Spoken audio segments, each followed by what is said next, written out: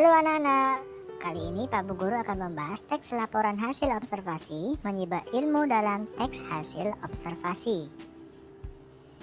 Pada 3.7 ini kita akan membahas mengidentifikasi informasi dari teks laporan hasil observasi berupa buku pengetahuan yang dibaca atau diperdengarkan. Kalian bisa mencari pengertian teks laporan observasi di Google sebagai referensi lainnya ya anak-anak.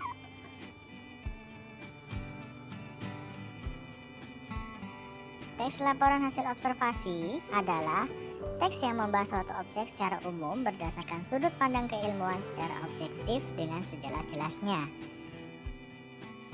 Kita lanjut ke contoh 1 ya anak-anak. Laporan hasil observasi tentang alam. Macam-macam hujan. Hujan merupakan proses turunnya air dari langit menuju permukaan bumi yang terbentuk dari berbagai tahapan yang sistematis dan merupakan suatu keadaan yang terjadi secara berulang. Yang dimaksud dengan berulang adalah air yang turun dari langit akan kembali naik menuju langit melalui proses penguapan. Hujan banyak jenisnya. Di Indonesia terdapat 3 macam jenis hujan, yaitu hujan frontal, hujan orografis, dan hujan zenit. Hujan frontal adalah hujan yang disebabkan oleh bertemunya angin musim panas yang membawa uap air lembab dengan udara dingin bersuhu rendah sehingga menyebabkan pengembunan di udara yang pada akhirnya menurunkan hujan.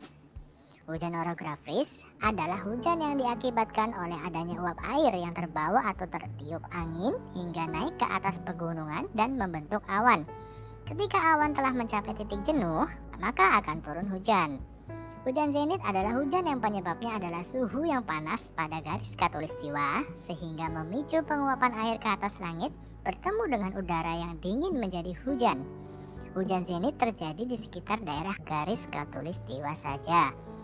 Biasanya, hujan di Indonesia terjadi pada saat muson barat, yakni tepatnya pada bulan Oktober hingga April. Akan tetapi, pada saat ini, hujan di Indonesia sudah tidak menentu yang mungkin disebabkan oleh perubahan iklim dari pemanasan global. Kita lanjut contoh 2 ya anak-anak, laporan hasil observasi tentang benda. Jenis-jenis minuman. Minuman adalah segala sesuatu yang dapat dikonsumsi dan dapat menghilangkan rasa haus. Biasanya berbentuk cair. Minuman dapat dibedakan berdasarkan khasiatnya. Ada minuman yang berkhasiat sebagai obat ataupun hanya untuk menghilangkan haus semata. Produksi massal minuman menggunakan pewarna dalam produksinya untuk menarik perhatian pembeli. Minuman ada yang berkhasiat bagi tubuh, ada juga yang hanya sebagai penghilang rasa haus. Minuman yang berkhasiat bagi tubuh dapat dibuat sendiri, bisa dibuat dari sayuran dan buah-buahan yang diblender dan menghasilkan jus. Jus banyak mengandung vitamin dan serat yang baik untuk kesehatan dan bermanfaat bagi daya tahan tubuh. Minuman yang hanya menghilangkan rasa haus juga banyak beredar, seperti minuman beraroma, misalnya aroma stroberi, jeruk, lemon, ataupun air mineral biasa. Minuman banyak warnanya, pewarna yang digunakan bermacam-macam. Ada yang berbahan alami, ada juga yang buatan. Pewarna alami adalah pewarna yang mengandalkan bahan-bahan yang tersedia di alam, misalnya seperti kunyit yang menghasilkan warna kuning, serta buah naga yang menghasilkan warna ungu ataupun merah. Minuman dengan pewarna alami biasanya digunakan untuk minuman yang berkhasiat bagi tubuh, contohnya jamu. Pewarna buatan adalah pewarna yang terbuat dari bahan kimia ataupun bahan alami yang diproses secara kimiawi seperti pewarna tertrazin yang menghasilkan warna kuning, biasanya digunakan untuk minuman yang diproduksi secara massal di pabrik.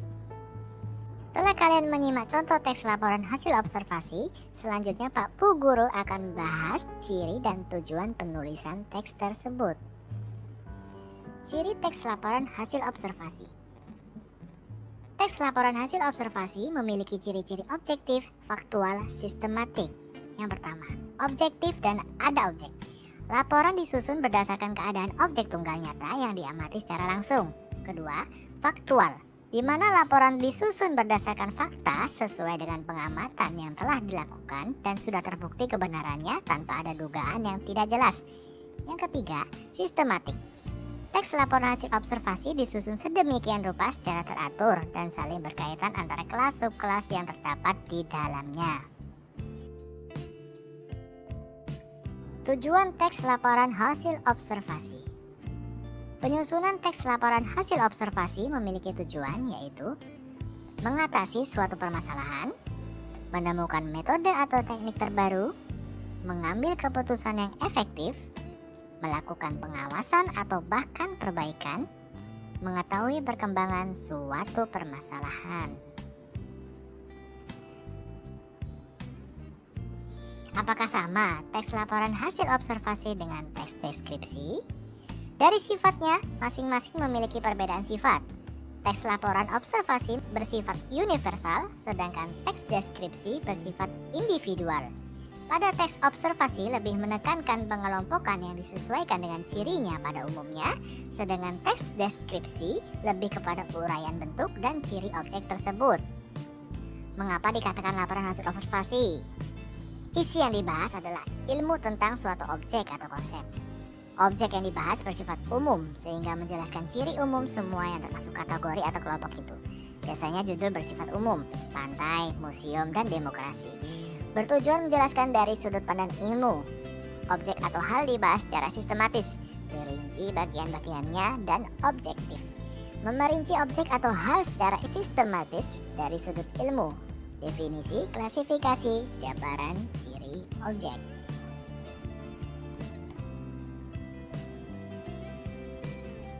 Saatnya tugas ya anak-anak pintar. Simak baik-baik soalnya.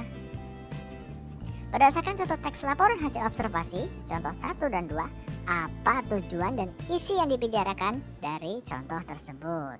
Sekian materi kali ini, selamat belajar ya. Terima kasih.